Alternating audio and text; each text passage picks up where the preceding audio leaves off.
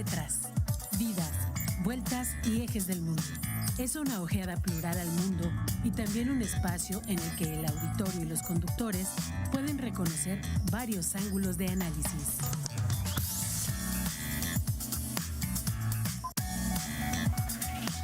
Tetras. Buenos días, bienvenidos a un nuevo programa de Tetras. Tenemos los teléfonos en cabina 192-1200, extensión 37120. Celular solo para mensaje de texto 442-249-8788. Para escuchar por radio el 89.5 de FM. Para ver TV WAC, canal digital 24.1. Para escuchar radio por internet, radio.wac.mx. Para ver TV por internet, tvwac.mx. El espacio en Facebook es Tetras Radio WAC. Correo electrónico tetrasradio@gmail.com. Nuestro productor le agradecemos, Emanuel Villagrán. Y nuestro programa, como saben, se reproduce los sábados a las 5 p.m. Bienvenidos, los acompaña una vez más Rocío Méndez. El día de hoy tenemos un programa muy importante en el que estamos tratando de tener mayor información sobre un proyecto que ha causado mucha inquietud entre los ciudadanos de Querétaro, que se refiere al proyecto del Batán Agua para Todos, y que esta polémica pues se ha generado a partir de que hay bastante desconocimiento acerca de en qué consiste el proyecto, aun cuando se ha difundido masivamente en los medios locales, pues alguna información en la que plantean que no hay privatización, que no va a incrementar los costos del servicio y que es agua limpia. Y en ese sentido, hoy tenemos de inicio un invitado muy especial, que es el maestro, casi doctor, Carlos Rentería, perdón, y él nos va a apoyar con respondernos algunas de estas preguntas que pues la gente de Querétaro nos estamos haciendo respecto de este proyecto. Bienvenido, si gusta hacernos el favor de presentarse. Sí, Rocío, muy buenos días. Gracias por la invitación. Desde luego soy universitario, soy Carlos Rentería, yo soy de formación contador público, pues estudié la licenciatura en Derecho y la maestría en Administración con especialidad en Finanzas y efectivamente soy egresado del doctorado en Administración aquí también por nuestra alma mater y muchos años docente de la Facultad de Contaduría y Administración. Y efectivamente, Rocío, como comentabas, es un proyecto que se ha estado intentando socializar en los últimos pues, prácticamente 3 semanas, aunque el Ejecutivo lo empezó a anunciar pues desde el año pasado y luego ya viene, y finalmente envía el proyecto a la legislatura después de hacer un video que ayer fue en una de las comparecencias de los funcionarios seriamente cuestionado sobre lo que se decía en este argumento o en este instrumento de publicidad del gobierno. Yo lo interpretaría, Rocío, en 4 grandes etapas el proyecto, o lo podría desagregar. La parte que es la financiera, la parte técnica, que me parece que también es muy importante, la parte jurídica del decreto que mandaron a la legislatura y una gran parte que intentaron soslayar el día de ayer algunos de los diputados, que fue la parte social. En la parte financiera me parece que hay 3 grandes enunciados que han estado repitiéndose como mantra en el gobierno del Estado, de decir el proyecto no es deuda, el proyecto no privatiza y las tarifas no se incrementan. Pero después de la comparecencia de algunos de los funcionarios ayer del Poder Ejecutivo en la Cámara de Diputados, pues parecería ser que no pudieron desmentir ninguna de estas afirmaciones. Sí dijeron no es deuda y el escudo fue, pues la ley dice o la ley no le llama deuda. Pero el sentido común, Rocío, el tuyo y el mío y el de los que nos están escuchando, cualquier cosa que te obligues a pagar durante 30 años y firmes un contrato, y ayer eludieron muy bien esta respuesta, irrevocable, Rocío.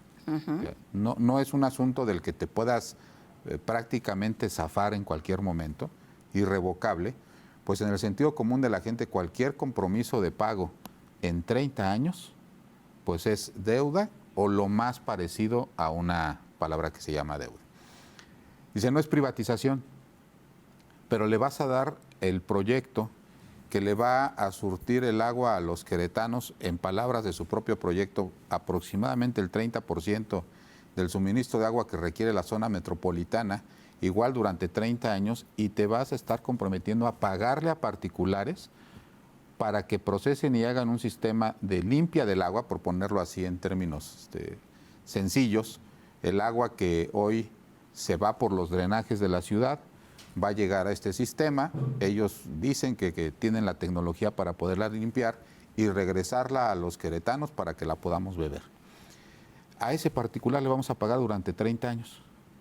No va a ser el Estado no va a ser el propietario del proyecto, entonces no sé cómo le puedan llamar a una situación en donde le pagamos a un particular porque nos dé algo que nos sirve para el servicio público, Rocío, que es pues privatización. Y la tercera es que las tarifas no se van a incrementar. Pues la realidad es que todo el sistema financiero, Rocío, está basado en un gran enunciado que dice: el agua en promedio que se saque de este proyecto se va a vender, y lo dicen sus propios documentos, en 45 pesos metro cúbico. Y si algo se vende en 45 pesos metro cúbico y en los propios documentos establece que hoy se vende en 13 pesos con 56 centavos, pues me parece que no hay algo que defienda que este diferencial en el futuro pues no va a existir. Ahí podríamos resumir básicamente en tres minutos el tema financiero, amén de que tampoco pudieron aclarar cómo es que si el proyecto va a costar, Rocío, 11,000 millones de pesos, y dice el gobierno que no tiene el dinero, y efectivamente en estas condiciones no lo tiene, y por eso tiene que recurrir a un particular, no termina de explicar por qué a este particular no le pida que tenga los 11,000 millones de pesos. Pues tú te asocias con alguien porque pues tú tienes el proyecto y ese alguien tiene el dinero. Pues resulta que en las corridas financieras que nos presentan le van a permitir concursar a quien no tenga el dinero.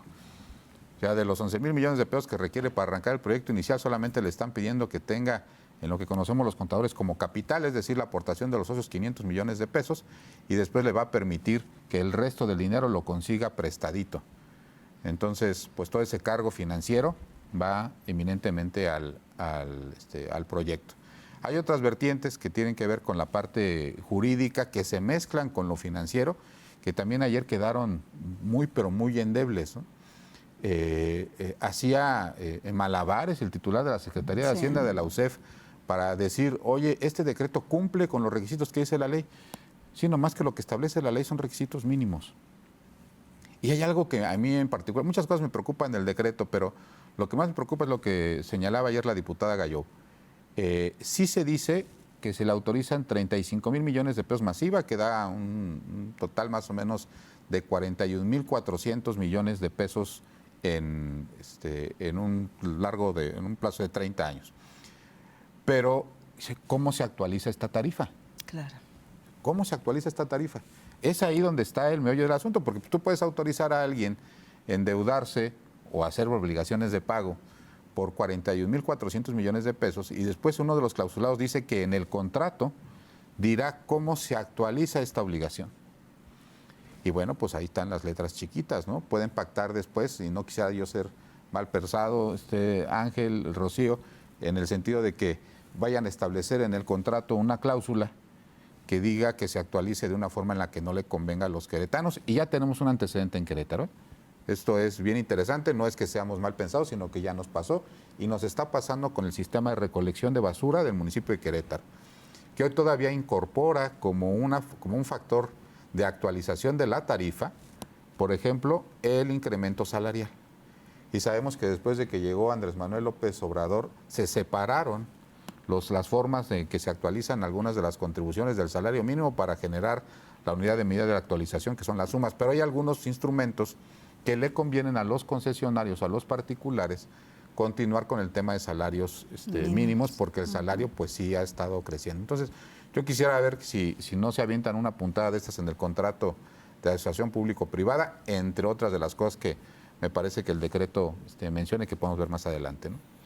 Fíjate, Carlos, la parte financiera, porque hoy el programa lo vamos a tocar en la parte financiera, pero también en la parte que tiene que ver con la salud, por la cuestión del uso de aguas residuales para consumo humano. Vamos a traer un especialista para la segunda media hora.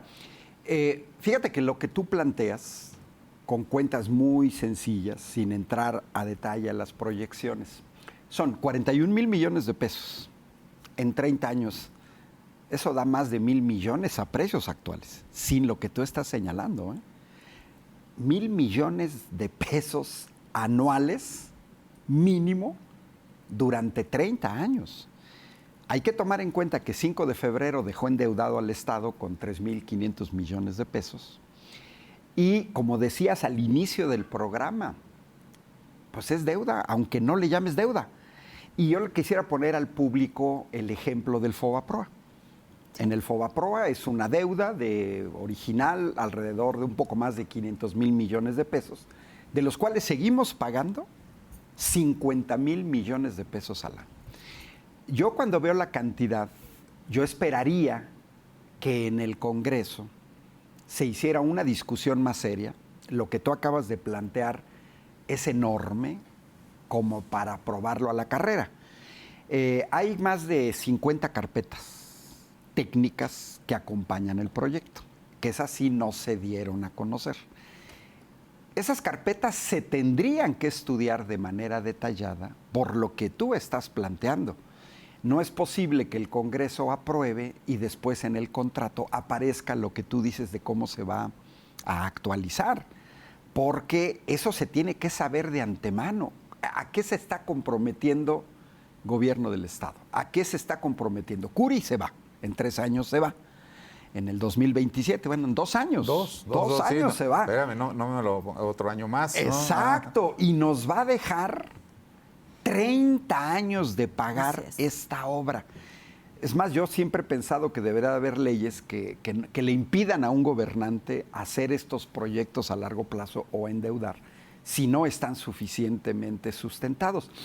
Pero regresando a esa parte financiera, 41,000 millones y asociación pública-privada.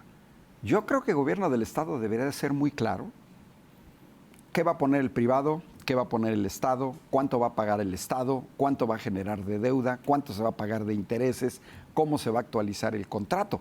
Porque de otra manera, pareciera ser que lo que está detrás es el simple negocio.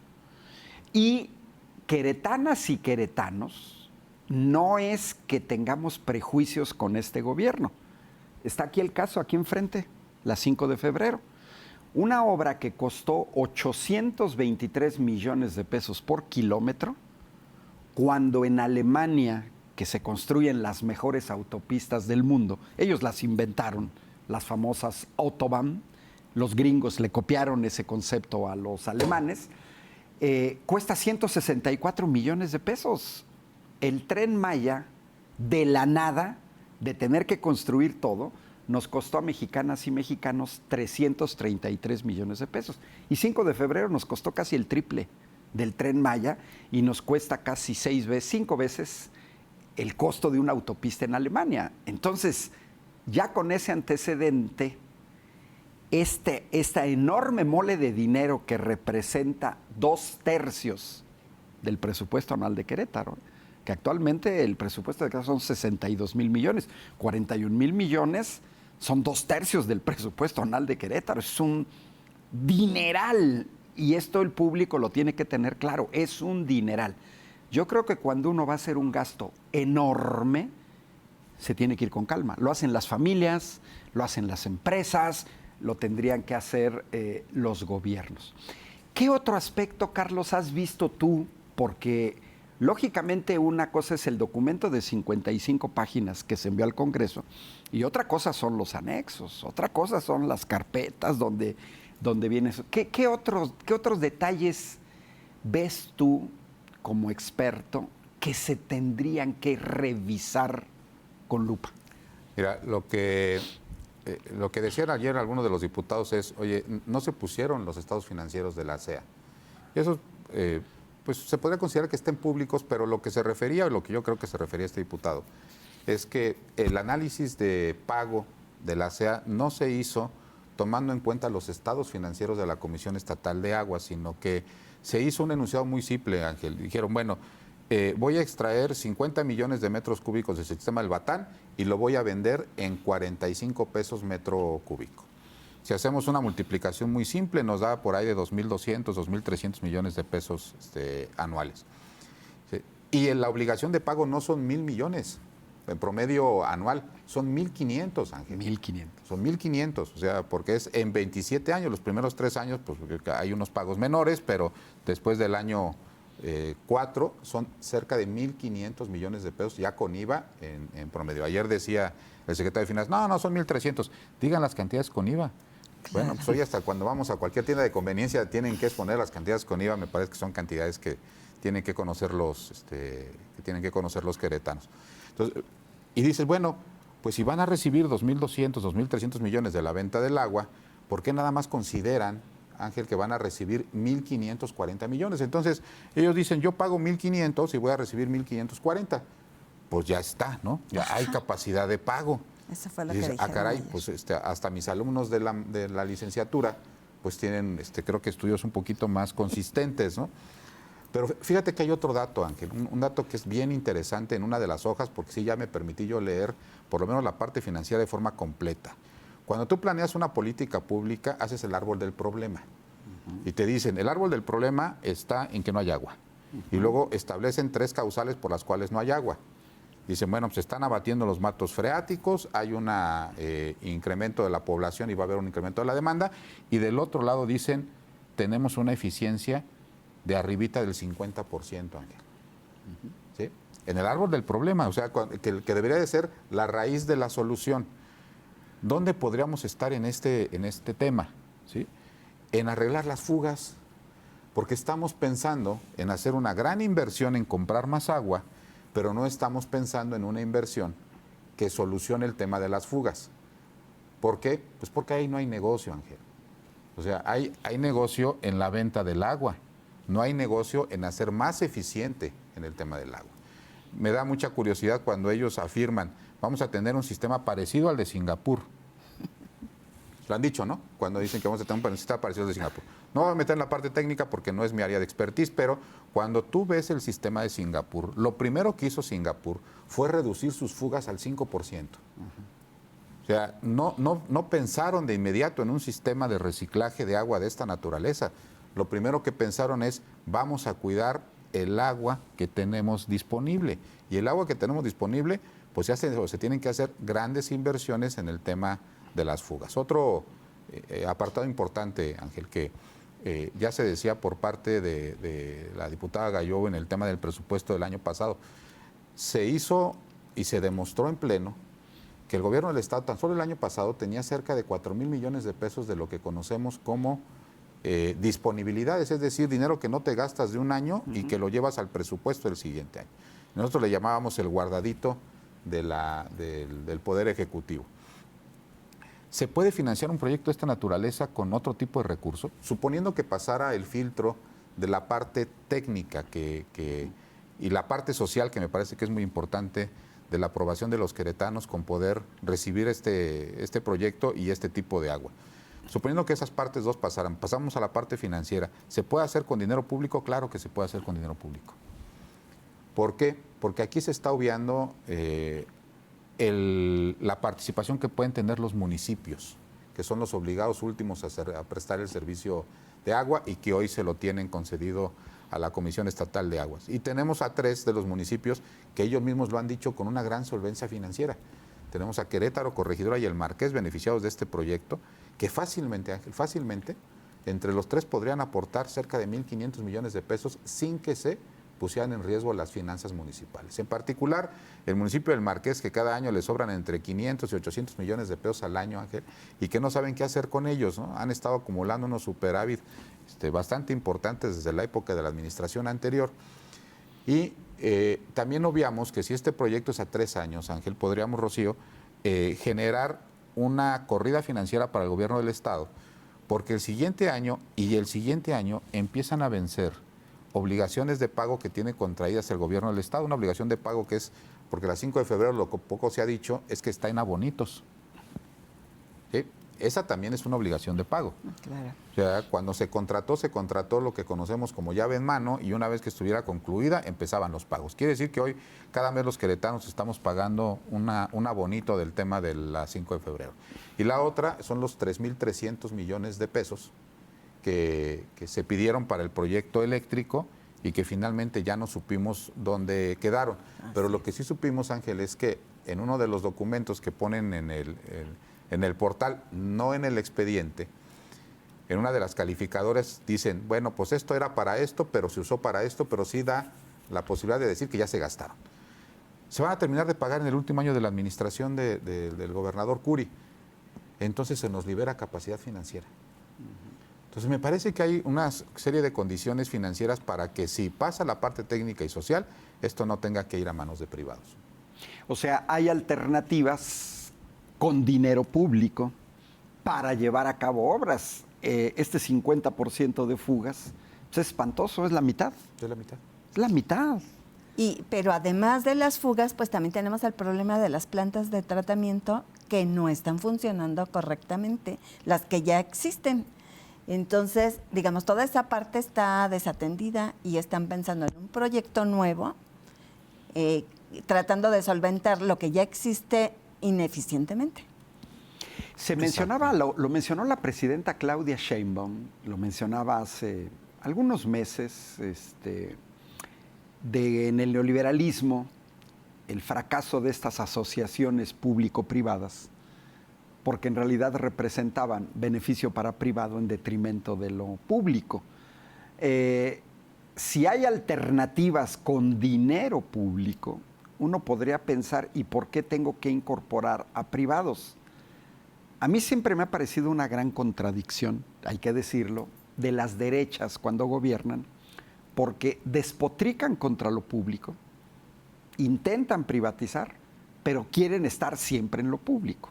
No se salen de lo público, ya lo vimos en el caso del Poder Judicial, nepotismo extremo, meten a familiares y eso se da. Entonces es una gran contradicción. Y yo creo que debería de ser parte del Congreso, porque es el que autoriza el costo, la parte del dinero, pues de que se pidiera mayor claridad, porque como tú lo señalas ayer en esta comparecencia ante las Comisiones Unidas, que se transmitió en Facebook, que es posible verla, pues lo decías al inicio del programa, gran parte de las cosas las eludieron. Yo creo que en un proyecto, cuando las cosas están muy claras, muy sustentadas, no tienes ningún empacho en decir esto se va a financiar aquí, no se puede financiar por esta alternativa, etcétera. Pero yo ayer lo que vi fue tartamudeos, fue no contestar lo que se pregunta, fue medias verdades en esta parte de ocultar, y eso de alguna manera pues nos hace sospechar que hay algo que no se dice con respecto a este proyecto. Entonces, a futuro, Carlos, lo que vemos, si este proyecto se aprueba tal cual, con la letra chiquita, con los contratos posteriores, lo que estaríamos viendo es, hay que decirlo con sus términos correctos, lo que estaríamos viendo es un endeudamiento de los queretanos por 30 años. Sí, pero también estamos viendo algo bien interesante, que es la segunda ocasión que nos la aplican, Ángel, Rocío. Y digo nos la aplican porque los dos han venido de gobiernos de Acción Nacional. Se esperan en estos proyectos, Ángel, hasta que saben que ya se van. Ajá. Y que los efectos de lo que viene después de lo aprobado, ya no van a estar ninguno de estos funcionarios que ayer se presentaron ante la legislatura del Estado para rendir cuentas. No van a estar. ¿Por qué? Porque dicen, bueno, pues este proyecto cuando ya inicie, ya habrán pasado 3 años y esta administración ya se habrá acabado, ¿no? Entonces, si sube el agua, ¿quién va a ser el responsable? La siguiente administración. Si el agua no se da con la calidad que se está ofreciendo, ¿quién va a ser el responsable? La próxima administración. Si hay descontento social, ¿quién va a tener que responder? La próxima administración. Y aquí era algo muy interesante, ¿no? Decía el secretario de Finanzas, dice, bueno, es que la diferencia entre deuda y obligación de pago es que si el señor no cumple, pues no le pago. ¿Sí?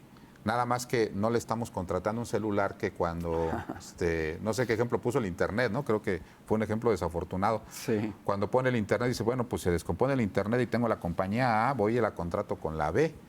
Acá es el agua, Ángel. Exacto. Rocío. Entonces, Claro. si el concesionario falla y el agua no es potable o no funciona el sistema y le estamos poniendo en las manos el 30% del agua que requiere la zona urbana, pues no vamos a poder correr con el concesionario número B porque no va a existir. No va a existir. Entonces me parece que cuando siquiera menciona uno de los funcionarios estatales cuál sería el efecto financiero de que el sistema no funcione, pues la parte del sector social, por lo menos a mí como ciudadano de Querétaro y consumidor de esta agua, porque hay que decirlo, ¿no?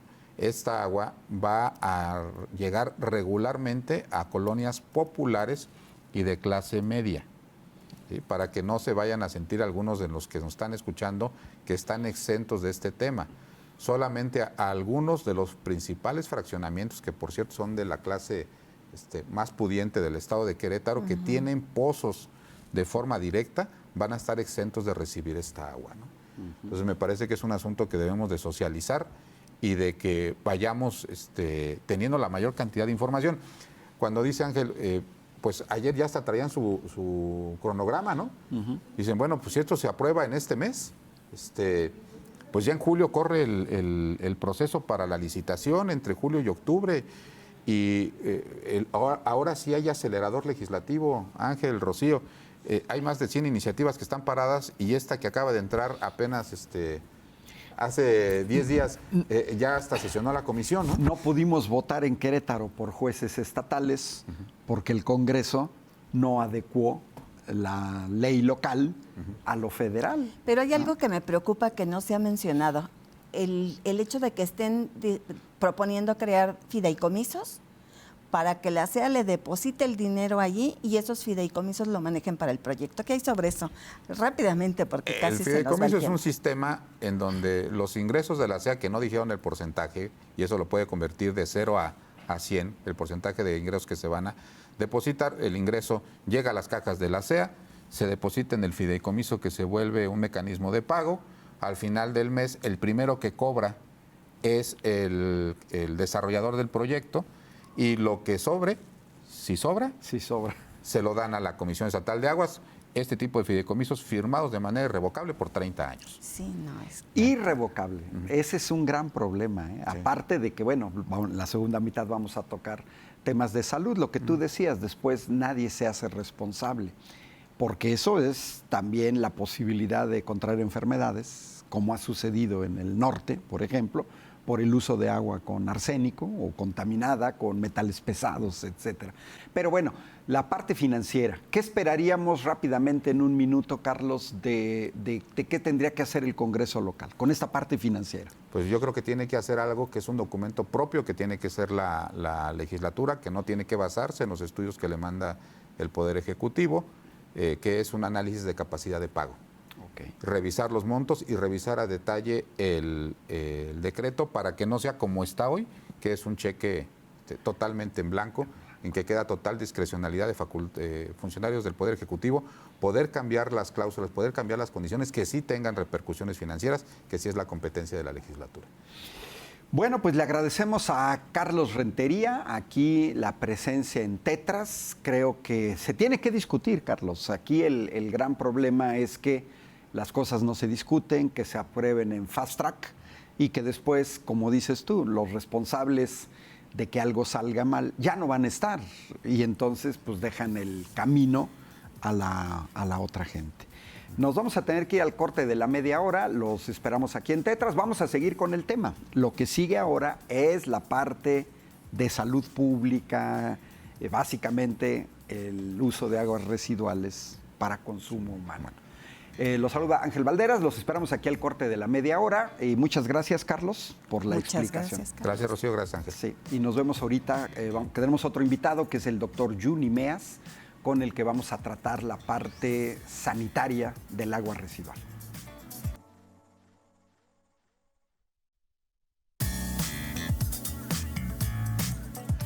Regresamos aquí en Tetras, estamos tocando el tema del proyecto El Batán.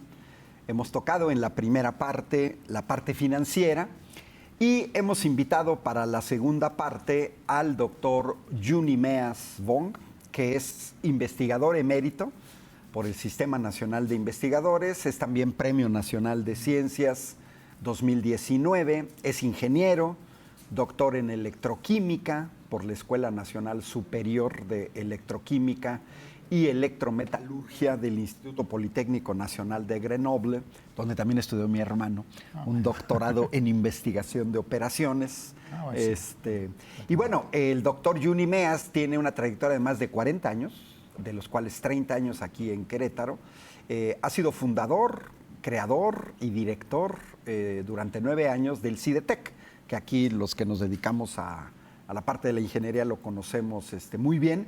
También ha sido galardonado con el Premio al Desarrollo de Ciencia, Tecnología e Innovación del Estado de Querétaro en 2022. Tiene más de 150 publicaciones en revistas indexadas a nivel internacional, libros, capítulos de libros, ha participado en patentes, registros de modelo, coeditor de revistas internacionales, fundador y promotor de la Sociedad Mexicana de Electroquímica, que también ha presidido, también ha sido fundador de la Sociedad Iberoamericana de Electroquímica, de la cual fue su presidente también en 2000 a 2004, y ha sido vicepresidente de la International Society of Electrochemistry durante el periodo 2014-2016.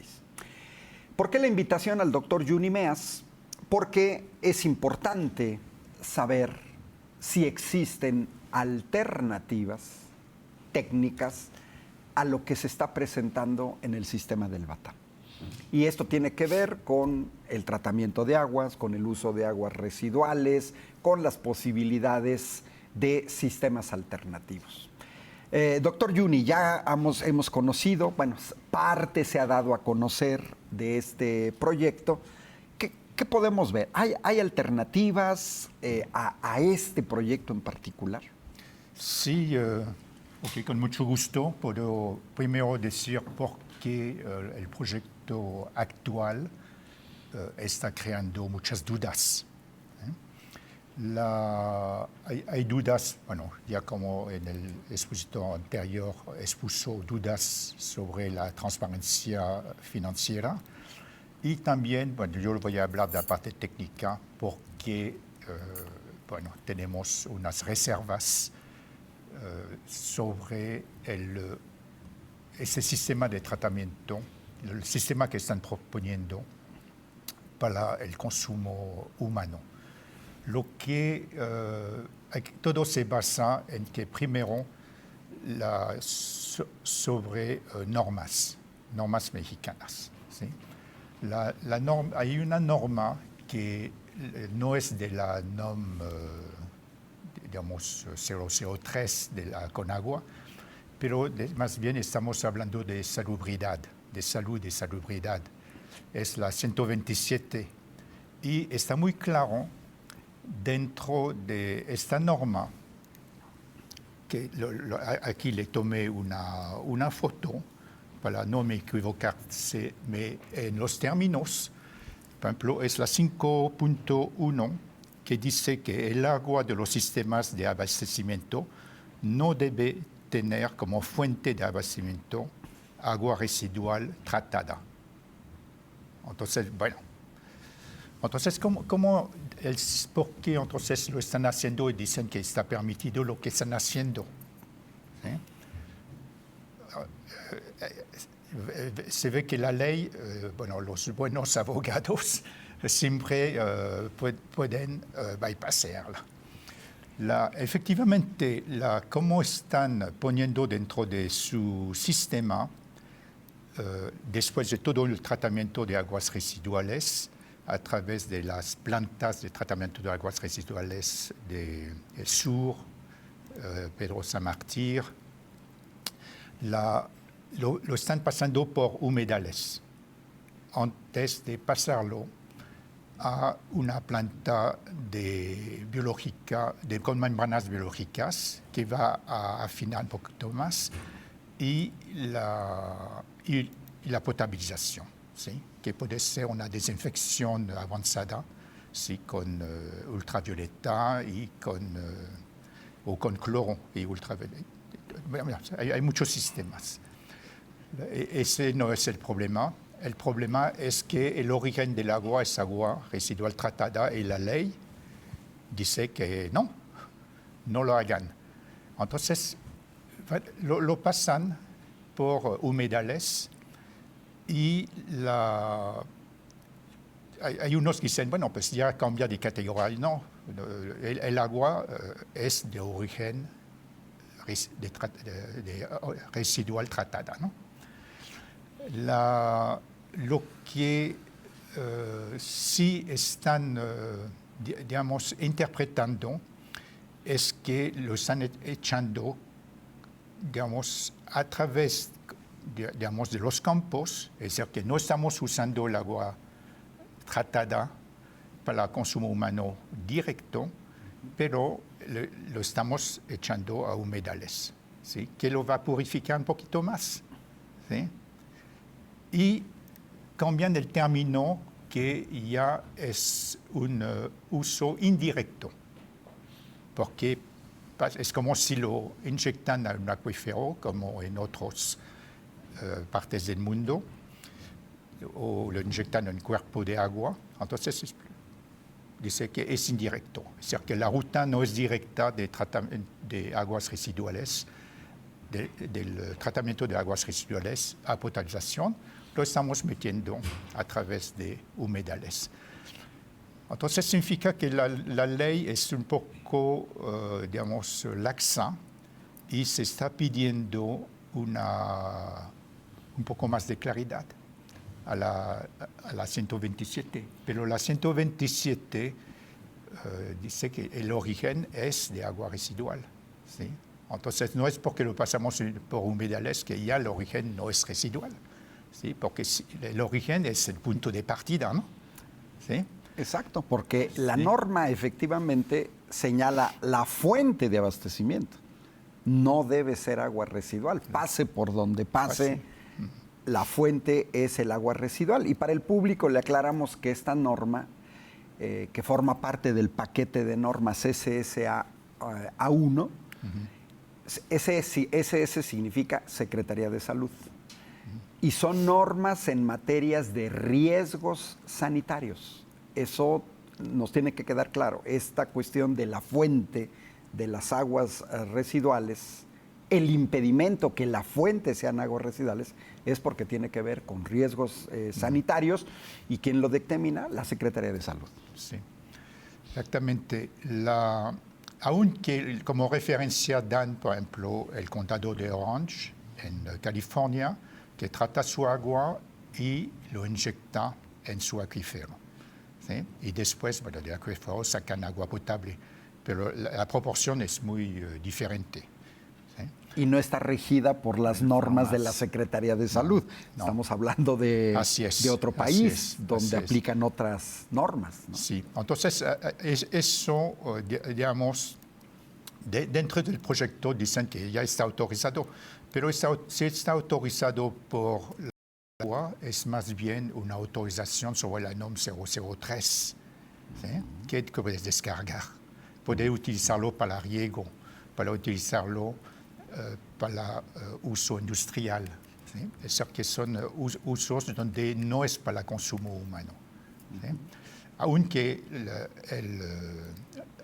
la Conagua puede tener injerencia sobre el proyecto, pero la palabra final para el consumo humano es la SSA, ¿sí? Que va a ser el COFEPRIS, por ejemplo, o un laboratorio del sector salud, ¿sí? Certificado. Sí, puedo seguir hablando, ¿no? Sí, lo que es la pantalla de aquí del frente. Ah, ok, sí, de acuerdo. Entonces, aquí es un poco un truco legal y tienen que armonizarse con la ley, ¿sí? Pero no está hecho eso aún.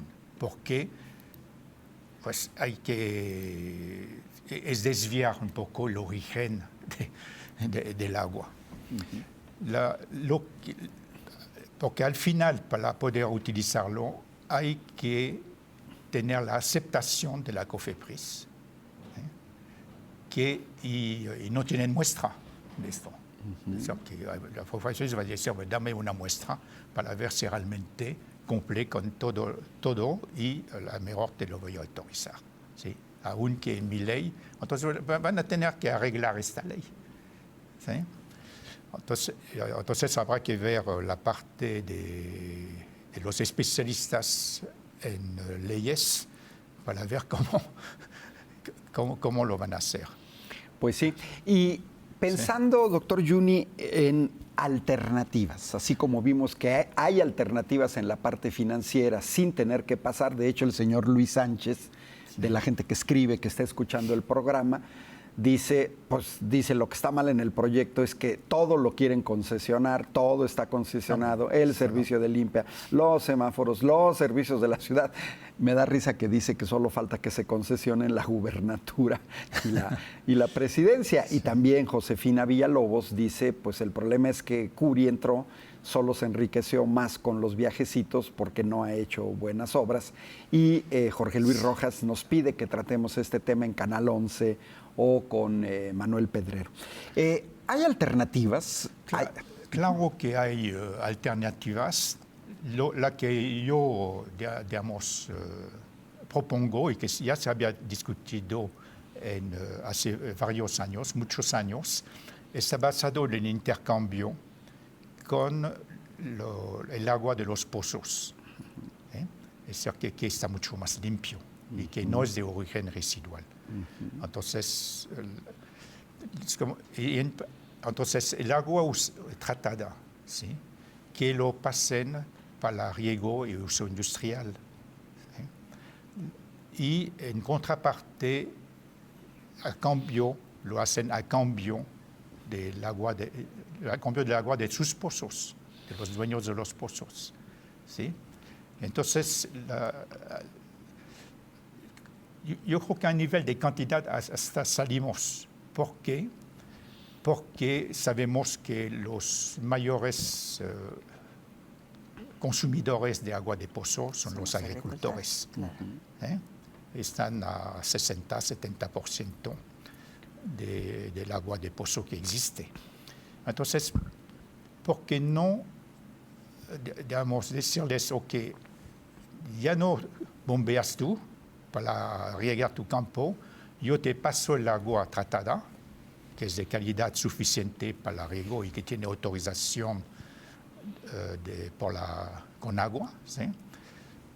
Y tú, en intercambio, me das el uso de tus pozos, ¿sí? Entonces, si supones que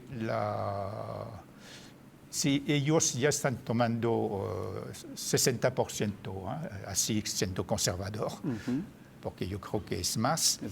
60%, pues ya vamos a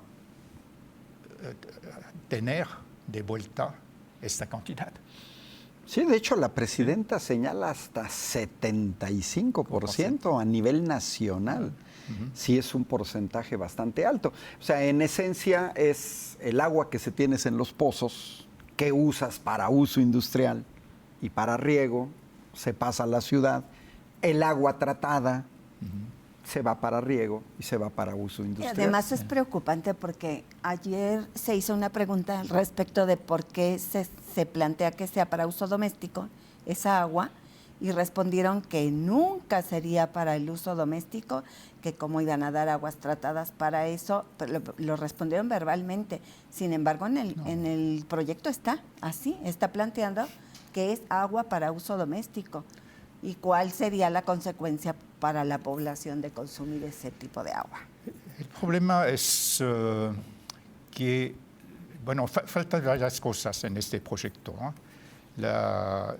que realmente no hicieron ninguna prueba piloto para convencernos, porque dentro de este agua hay muchos nuevos contaminantes porque va a descargar hospitales, va a descargar industrias dentro de este agua, y hay contaminantes que no han sido suficientemente estudiados. Y no sabemos si lo va a tratar o no. ¿Sí? Entonces hay que seguir estudiando un poco más, ¿no? Ayer escuchaba, o anteayer, alguien de la UAC que estudiaba el tratamiento sobre nuevos medicamentos que pasan en aguas residuales y que él no tiene una eficiencia de 100% en su tratamiento.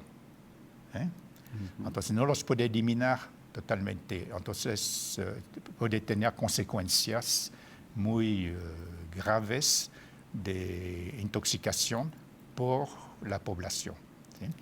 Y el segundo, entonces, yo la recomendación que haría es que cualquier sistema que van a usar, que lo socialicen. ¿Sí?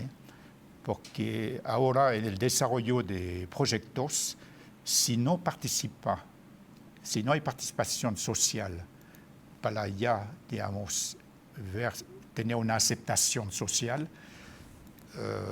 lleva al fracaso, ¿sí? Porque la gente no va a estar contenta. ¿Sí? Yo creo que nadie de nosotros, si dicen que vas a tomar agua que viene del agua residual aquí, ¿sí? Y lo tratamos, bueno, tómalo con toda confianza. Y no.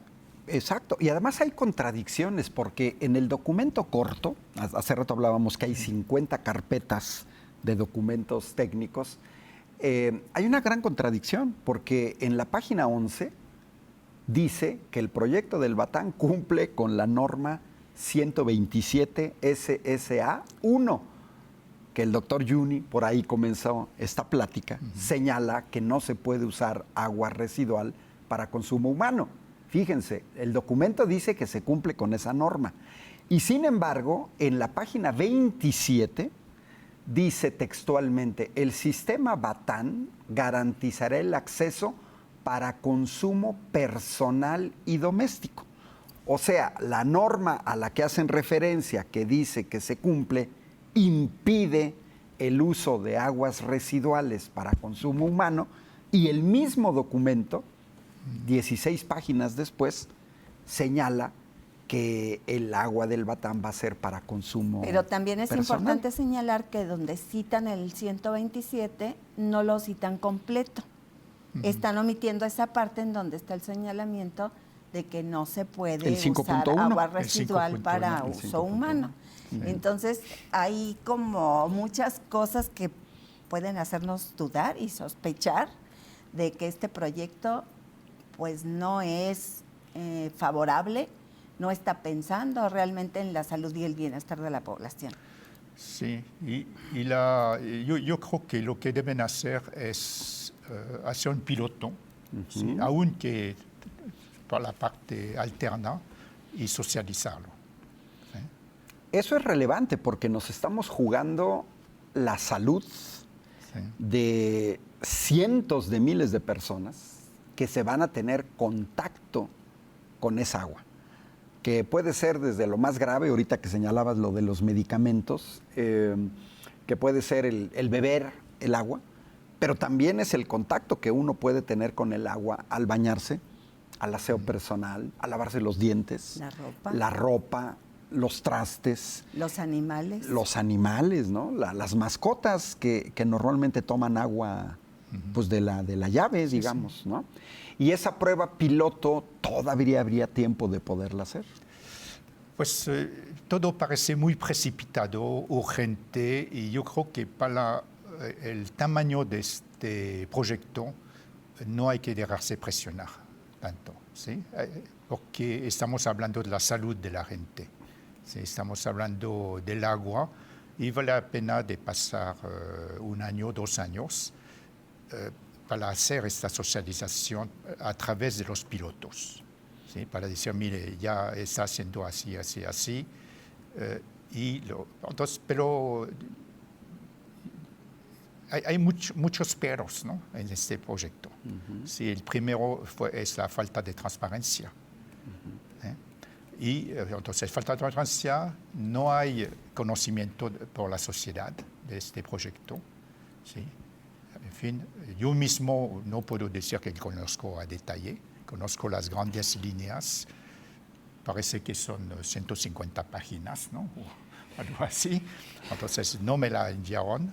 Entonces, pues yo recomiendo que hagan un piloto, ¿no? Sí, yo tengo aquí 53 carpetas de información que además se hicieron llegar a los diputados apenas hace 6 días. Los que hemos hecho investigación sabemos que uno no puede analizar de manera seria tal volumen, estamos hablando de 1.5 gigabytes de información. Aunque uno tenga asesores, humanamente no es posible analizar de información en tanto tiempo. Bueno, se nos está acabando aquí el tiempo en Tetras. Le queremos agradecer al doctor Juni Meas. Alternativas hay, como hemos visto en este programa. Hay alternativas financieras, pero también hay alternativas técnicas, como es el hecho del intercambio del agua de pozos que hoy se usan para el riego y para uso industrial, y que el consumo humano en Querétaro no dependa de las aguas residuales. Y además queda clara la violación de la norma 127, específicamente del 5.1, que prohíbe el uso de aguas residuales para consumo humano. Entonces, tenemos que estar atentos. Muchas gracias, doctor. Y los esperamos aquí la próxima semana con Sergio Becerril y Gonzalo Guajardo en una emisión más de Tetras. Hasta la próxima. Hasta la próxima. Hasta luego. Esto fue Tetras, vidas, vueltas y ejes del mundo. Programa que se asoma a la vida humana en sus diferentes expresiones, queretana, nacional o mundial. Una producción de TV UAC y XHUAQ Radio Universidad. Gracias por acompañarnos.